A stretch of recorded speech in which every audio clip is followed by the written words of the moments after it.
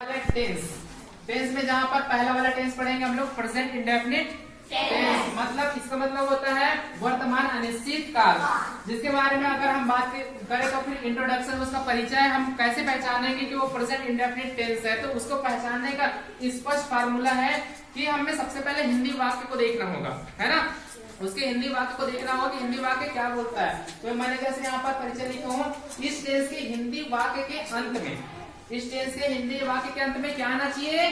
ता है, ती है, ते है, ता हूँ, ती हूँ आदि आते हैं। जहाँ पर भी ऐसा शब्द आता है ता है, ती है, ता हूँ, ती हूँ, तो वहाँ पर समझ जाओ प्रेजेंट इंडेफिनिट टेंस है। मतलब है आ गया तो वो हो गया प्रेजेंट, और ता जहाँ पर ता ती ते आ रहा है तो इंडेफिनिट टेंस हो गया। तो जैसे इसके लिए बनाने सबसे पहले इसका सूत्र होता है, इसको बनाना इंग्लिश में तो सबसे पहले हम सब्जेक्ट डालते हैं। क्या डालते हैं? सब्जेक्ट डालते हैं। उसके बाद रहता है मैन वर्ब, और उसके बाद रहता है क्या? ऑब्जेक्ट। लेकिन उसके पहले रूल्स जानना जरूरी है। रूल्स मतलब होता है नियम। अब देखो, जैसे रूल्स यहाँ पर लिखा हुआ है ही सी इट, या फिर एक वचन करता। एक वचन करता मतलब होता है किसी एक ही व्यक्ति का नाम। ही सी इट या फिर एक वचन कर्ता के साथ मैन वर्ब में क्या लगाना है हम लोग को? यस, यस या फिर आई यस लगता है।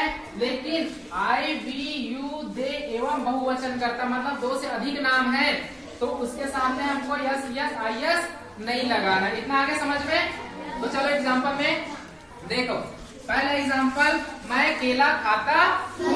तो सबसे पहले हम लोग को ध्यान देना है सब्जेक्ट क्या है। सब्जेक्ट क्या है हमारा? ये मैं सब्जेक्ट है। 8 सब्जेक्ट में से पहला मैं सब्जेक्ट है। तो यहाँ पर सब्जेक्ट आई, मैं के लिए इंग्लिश में क्या लिखते हैं? आई। क्या लिखते हैं? आई। तो मैं के लिए आई आ गया। उसके बाद मैन वर्ब। मैन वर्ब में जाना मैंने बताया था जहाँ पर लास्ट में ना आता है, जैसे खाना पीना नहाना उठना बैठना, है ना। तो वो मैन वर्ब होता है यहाँ पर। ये हो गया खाता या खाना। तो खाना को इंग्लिश में क्या बोलते हैं? ईट बोलते हैं। क्या बोलते हैं? ईट की स्पेलिंग E-A-T, आई ईट। अब ऑब्जेक्ट, ऑब्जेक्ट क्या खाता है? मैं क्या खाता हूँ? तो केला। केला क्या बोलते हैं? बनाना। क्या बोलते हैं? बनाना। ये हो गया हमारा, बन गया आई ईट बनाना। मतलब पहला सेंटेंस आ गया समझ में? आई ईट बनाना। यहाँ पर यस यस आई यस नहीं आएगा, क्योंकि हमारे रूल्स में लिखे हैं जहाँ पर आई वी यू दे होता है वहाँ पर यस यस नहीं लगाते। अब दूसरा देखो, अजय। यहाँ पर सब्जेक्ट क्या है हमारा? अजय। तो सबसे पहले नाम लिखेंगे हम अजय, सब्जेक्ट हो गया। उसके बाद मैन वर्ब क्या है? पीना। पीना है। यहाँ पर पीता, पीता के लिए इंग्लिश में बोलते हैं ड्रीम। क्या बोलते हैं? ड्रीम। लेकिन यहाँ पर देखो अजय अकेले पी रहा है, अकेले पी रहा है, एक वचन करता है। यहाँ पर देखना है एक वचन करता है, इसलिए यहाँ पर आ जाएगा yes, Ajay drinks. Ajay drinks क्या पीता है? ऑब्जेक्ट पानी पीता है। अजय ड्रिंक्स अ वाटर, अ वाटर। अजय ड्रिंक्स अ वाटर। बन गया, इजी है। उसके बाद देखो तीसरा वाला, तीसरा, रानी खाना पकाती है। रानी खाना पकाती है।